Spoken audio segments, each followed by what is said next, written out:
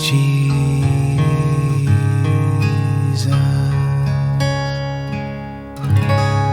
Good morning. We're in Romans chapter 2, and in large part, the context of Romans is Paul writing to his Jewish friends. They have lived for hundreds of years, believing that the way you please God is you behave good.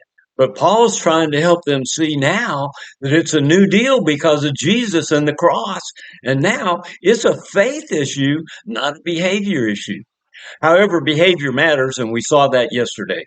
Yesterday, we saw if you play around in the devil's playground, you're going to get what the devil has to offer, and that's death. Something's going to die, just like with Adam and Eve. But you hang out with God, He is life. Jesus said, I am life. Then you're going to step into rich, abundant living. Well, today, we're going to see some more of how Paul is building this case. We're in Romans chapter 2, and I'm going to look at verses 11 through 13. And this is how God is without Jesus. Verse 11, there is no partiality with God. All who have sinned without the law will perish without the law. And all who have sinned under the law, they will be judged by the law. And I think we've shown you the law will always find you guilty.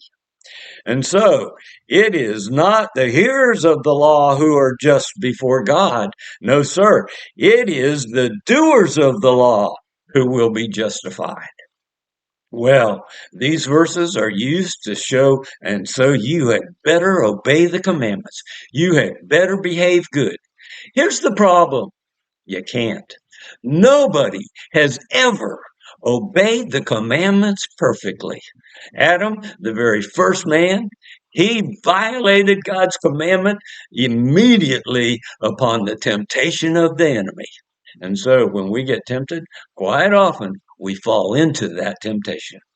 So, Dave, what can anybody do to be saved? How can we please God? See, that's the big issue.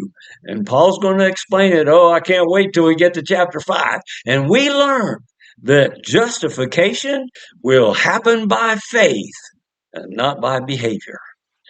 God bless you who walks by faith and not by behavior.